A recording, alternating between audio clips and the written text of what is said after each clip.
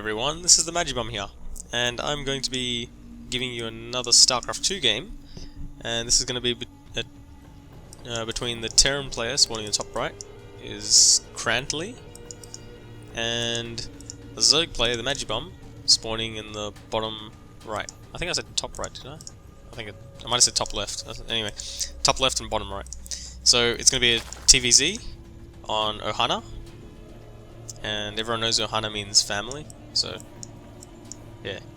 I know this is good. Like, I actually asked what race he is, and he says Terran, so that's a nice of him to do.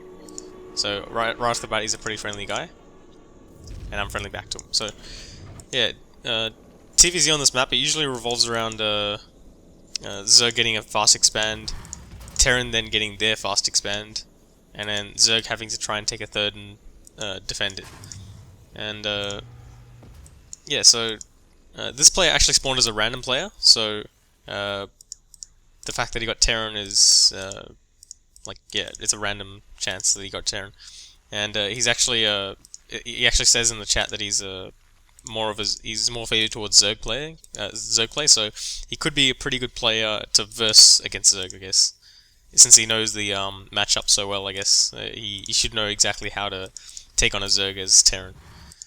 And so now we got an Overlord here, just scouting to see if there's any like bunker pressure or like any like weird hidden raxes or something like that. You can probably still fit a rax there, actually, a barracks, and it won't be seen. But if the Overlord just moves like a little bit to the left, then it might see it. So you never know. Another good place to put barracks is back here, and then lift them up, put them down there, because sometimes people don't put Overlords there, at least not early on. They'll usually send their first Overlord to scout, the second one to defend their, well, not defend, but to like see what's around their second base, and they usually don't get their third Overlord for a while. So by the time that third Overlord is done, then you would have had your barracks land and be nice and safe. The problem is, if you have your barracks built there, you won't have any defense here. So a lot of times you might just see like one barracks here and one barracks there. Although, like, another thing you just do is wall in completely and then constantly repair until you get a barracks up in your own base. But those are all like really cheesy strategies, and it doesn't look like that's going to be happening.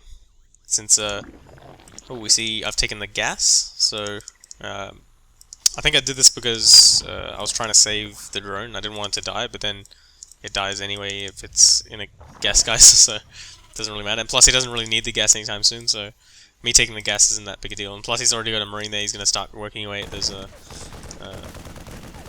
extractor.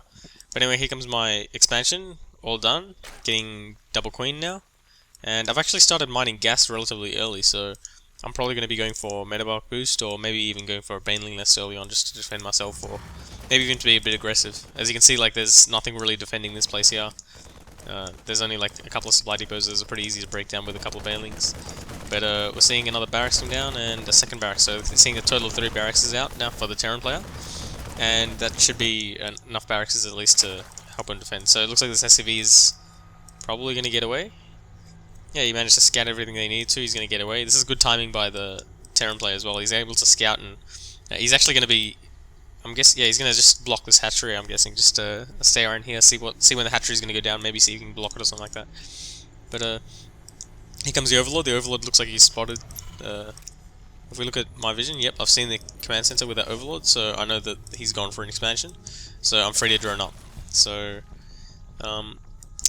yeah, Zerg player's feeling pretty safe. Terran player looks like he's a bit worried, so he's going to put a bunker up. This is a standard bunker, actually, because a lot of times a Zerg could just like all in instantly. Like, it doesn't take long for a Zerg player to all in.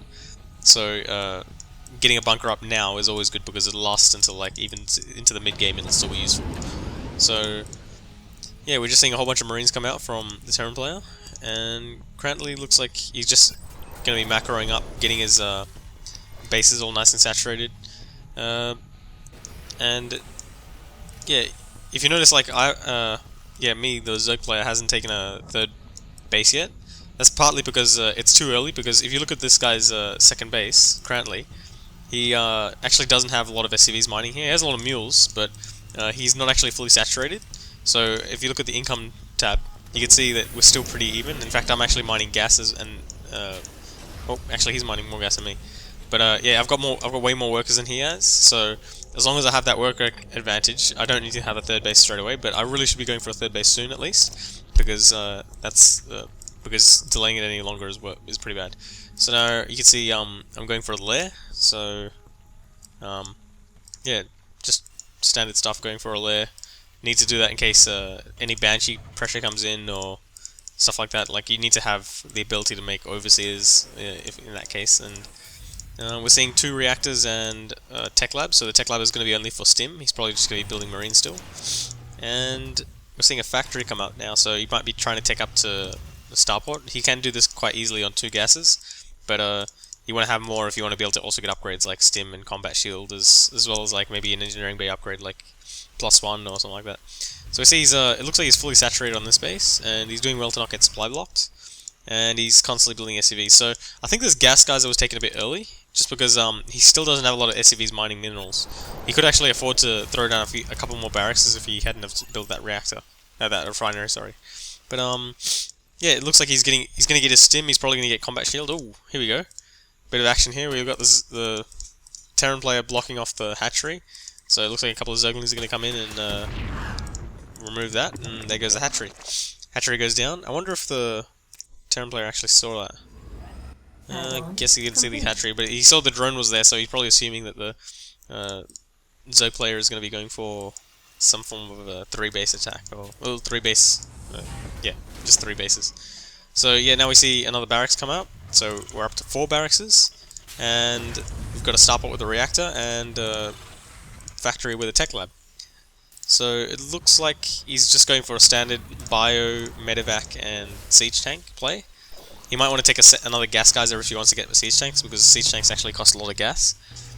Plus, if you want to get upgrades as well as the medevacs and siege tanks, then it's going to be really difficult. This is actually a really good play by Crantly here, just by putting marines at this watchtower. He doesn't put 1 marine, because then like the Zerg player can just send 2 Zerglings and kill it off.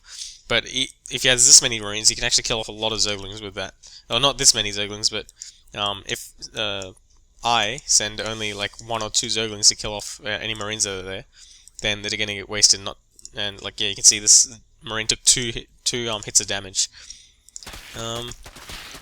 Okay, so we see the destructible rocks being taken out here. This is always good to do as Zerg, because you need to have mobility to be able to defend as well as attack. And I guess there's some Zerglings here to check in case, because yeah, I remember this. Yeah, I saw a scan there. So usually, what a Terran player might do is scan to see if there's any defenses in the main base. And if there isn't any defenses, then they'll drop and then attack. Otherwise, they'll either like just hover it over here and maybe scan again to see if they'll attack. So usually, when that happens, I usually just send my Zerglings into my main base, or at least where the scan is.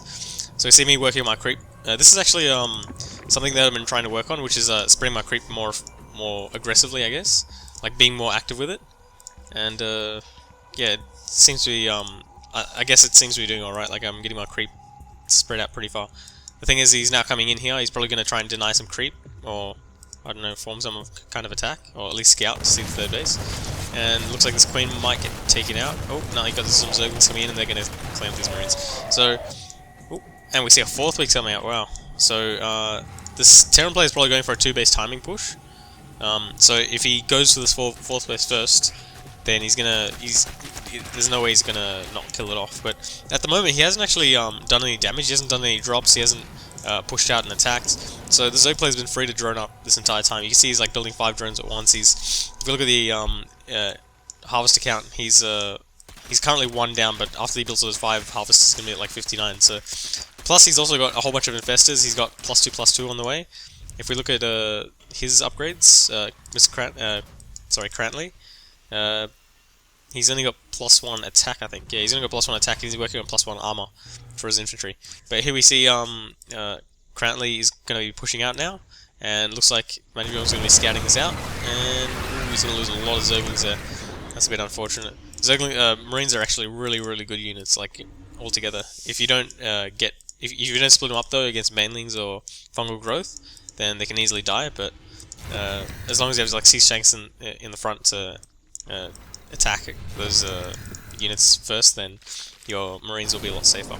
So this is a lot of marines. They're going to be a really scary armies for verse. But if we look at the upgrades, +2/+2 is just finishing up, so it's going to be really really close. It's gonna be a really poor engagement for the Terran player if he doesn't attack before this is done. Yeah, now it's done, so he's gonna be up in upgrades a lot. And we see Baneling speed is almost done. It's about 20 seconds off, and we see this attack is coming in now. And what do we have? We have a couple of Infestors, we have some Banelings without speed, and oh, whoa, there we go, that's an epic fungal, that's a really good fungal there, and there goes another fungal, and that's going to kill off everything, and all the Banelings are going to finish off everything as well. So all that's left is a bunch of siege tanks that were unfortunately left in the back, and a whole bunch of medevacs that are going to be taken out by these infested Terrans. Oh, and we're seeing a bunch of Infestors die. Oh, that's a really good play by Crantly. Walks in with a few Marines, kills off those 3 Infestors, that's really good, but he doesn't kill all of them.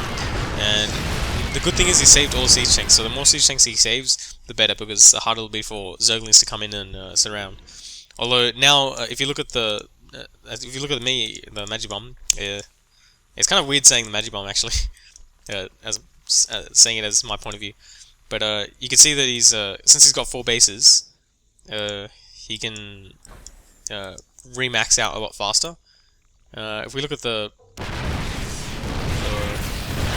supplies, yeah, you can see it's actually not that high for the Zerg player. We see, yeah, it kills off a couple of siege tanks, but there's another siege tank coming in as well, so it looks like this push isn't going to stop, it's just going to be slowed down a bit.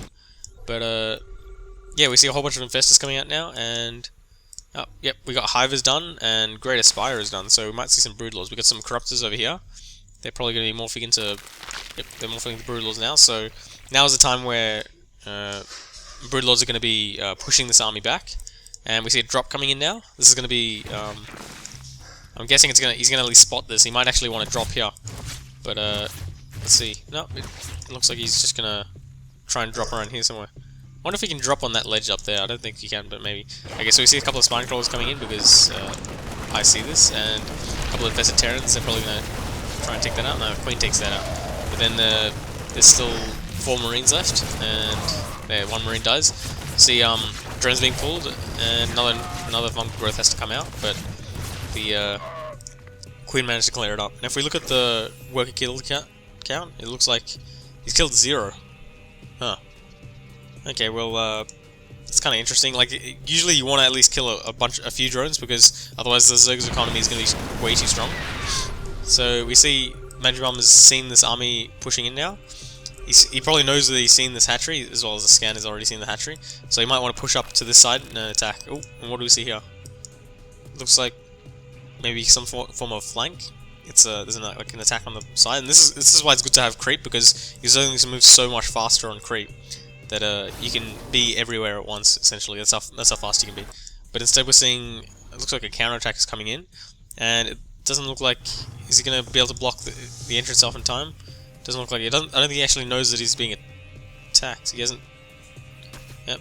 Oh, this is looking really bad for him. He's currently scanning. He is too focused on what's going on in the main base. Looks like he's seeing what's going on here, but he's going to lose a whole bunch of SCVs because he's attacking with them, and all these SCVs are also going to go down. And this is looking really bad. If we look at the harvest count, he's down to like 5, 4, 3. Yeah, he's really far behind. Infestors are coming in. They're going to get mauled by these Marines if they're not careful. But a whole bunch of really good fungal growths come out, and it looks like all those Marines are dying, and all the Broodlings are getting causing splash damage, and it looks like Crantly is called GG. So this is a pretty good game between myself and Crantly. Unfortunately, he didn't block off his entrance when he should have, and 2, he didn't actually do enough damage. If we look at the work count, he still hasn't killed any. Like, I've killed 58, he's killed 0. He has to do some form of damage, because right now I'm on 4 gases, actually. Yeah, I've still got these gases in the main base, so I can actually afford to get Broodlords quite easily. I've got 1,000 gas banked up, as well as all these Broodlords already, so I can actually get a few more Broodlords and I'll still be safe. So yeah, thanks for watching, guys, and I'll see you next time.